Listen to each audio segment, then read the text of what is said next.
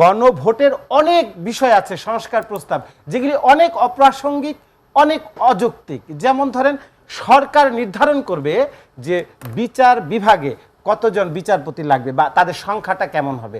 এনসিপির রাজনৈতিক ভবিষ্যৎ অন্ধকারের দিকে চলে গেছে। গণভোট যে প্রতিশ্রুতি, এই গণভোটে আপনি খেয়াল করবেন যে সবগুলি তো তুলে ধরা সম্ভব না, আমি সংবিধান বিশেষজ্ঞ নই। একটি জায়গায় দেখবেন ধর্মনিরপেক্ষতা এবং ধর্মীয় স্বাধীনতা, এটা আমাদের সংবিধানে আছে। তারা কি যোগ করেছে জানেন? সকল সম্প্রদায়ের সহাবস্থান ও যথাযথ মর্যাদা। আচ্ছা, সহাবস্থান কি বাংলাদেশে নাই? হিন্দু মুসলমান আমরা কি পাশাপাশি বাস করছি না? তাহলে এই যে লাইনটা লিখলো সংস্কার প্রস্তাবে গণভোটের মধ্যে, যে সকল সম্প্রদায়ের সহাবস্থান, তাই সহাবস্থান তো আছে, আবার লিখছে যথাযথ মর্যাদা। যথাযথ মর্যাদা আর ধর্মীয় স্বাধীনতা, এটা কি এক হলো? উনি বলবে যে তুমি এই গির্জায় গিয়ে বা মন্দিরে গিয়ে পূজা করতে পারবে না, কিন্তু তুমি হিন্দু বা তুমি খ্রিস্টান, তোমার ধর্মীয় মর্যাদা আছে। এটা তো হয় না। তো আগের যেটা ছিল সেটা তো অনেক বেটার, মাচ বেটার, যে ধর্মীয় নিরপেক্ষতা, ধর্মনিরপেক্ষতা এবং ধর্মীয় স্বাধীনতা। এইটার এগেনস্টে সকল সম্প্রদায়ের সহাবস্থান, এটা কোন যুক্তিতে বাংলাদেশ বা মানে বাংলাদেশের court, supreme court, higher authority, যারা আইনের শাসন বাংলাদেশের জনগণের জন্য প্রতিষ্ঠা করবে, তারা কেন রুল জারি করবে না আপনি বলেন? এইখানে দেখবেন আগের সংবিধানে আছে রাষ্ট্রপতি নির্বাচিত হবে জনপ্রতিনিধিদের প্রত্যক্ষ ভোটে। আচ্ছা, রাষ্ট্রপতি কি কোনো গুপ্ত পদ যেটা গোপন ব্যালটের মাধ্যমে রাষ্ট্রপতি নির্বাচিত করতে হবে? সাধারণ মানুষের ভোটে নির্বাচিত সংসদ সদস্যরা প্রকাশ্যে ভোট দিবে। এটা আগের সংবিধানে আমাদের রয়েছে, বাংলাদেশ সংবিধানে। তাহলে কেন এটা গুপ্ত ভোটের মাধ্যমে এবং উচ্চ কক্ষ এবং নিম্ন কক্ষের ভোটে কেন রাষ্ট্রপতি নির্বাচিত হবে? উচ্চ কক্ষের যারা আসবেন তারা কি জনগণের ভোটে নির্বাচিত প্রতিনিধি হয়ে আসবেন না দলের প্রতিনিধি হয়ে আসবেন?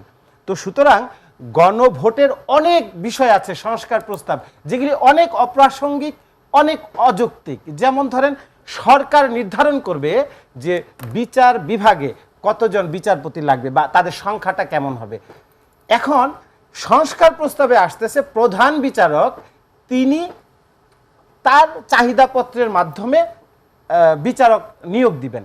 তাহলে যখন একজন ব্যক্তি যখন বিচারক নিয়োগ দিবেন, এখানে কি তার পছন্দ অপছন্দ থাকবে না? এটা তো বাংলাদেশ।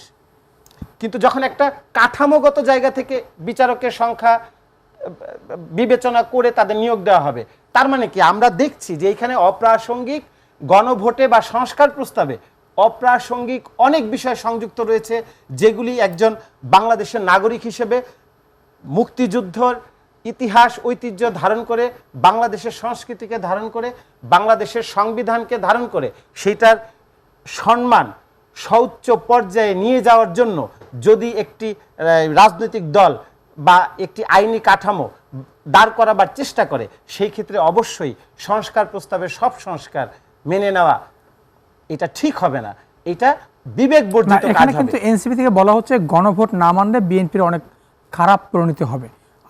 এটা জানে ডক্টর ইউনূস সাহেব, জানেন খারাপ পরিণতি, এবং এনসিপি যারা রাজনীতি করে তারা তো সেদিন তাদের ছাত্রত্ব শেষ হয়েছে, এখন তারা বাংলাদেশের ভবিষ্যৎ নিয়ে বিবেচনা করে। রাজনীতি এত সহজ না। আমরাও বেঁচে থাকবো, তারাও বেঁচে থাকবে, যদি ঈশ্বর আমাদের বাঁচিয়ে রাখে আমরাও দেখবো। এনসিপির রাজনৈতিক ভবিষ্যৎ অন্ধকারের দিকে চলে গেছে। এনসিপি তো রাজনীতি নাই এখন, এনসিপি জামাতের সাথে মিশে গেছে, এখন রাজনীতি করছে জামাত, এনসিপি তো নাই। তার মানে কি এনসিপি রাজনীতি হাওয়া হয়ে গেছে, এবং এনসিপির যে পরামর্শদাতা ছিলেন ইন্টারিম গভর্নমেন্টের যে প্রধান ডক্টর মোহাম্মদ ইউনূস সাহেব, তিনি তো এখন আর বাংলাদেশে নাই। তিনি 1 বছরের জন্য নিজের ভিভিআইপি পাশ করে কি বলে সেটাকে সিএসএফ এসএসএফ এর যে নিরাপত্তা, সেই নিরাপত্তা নিশ্চিত করে উনি তো চলে গেছেন। উনি আবার যদি মেরুকরণের মধ্যে বাংলাদেশে অস্থির করে যদি আবার কোনো মেরুকরণের মধ্যে আসা যায়, সেটা সেই সুদূর প্রসারী, সেই চিন্তা করে লাভ নাই। এবং আমি মনে করি এনসিপি কে, হুমায়ুনুর আপনি কি বলবেন, জুলাই অভ্যুত্থানের যে চেতনা, সেই চেতনায় তাদের ফিরে আসা উচিত। মুক্তিযুদ্ধের যে ভাবনা এবং তাদের যে কন্ট্রিবিউশন, সেই কন্ট্রিবিউশনের সত্যতা স্বীকার করে তাদের বাংলাদেশিতে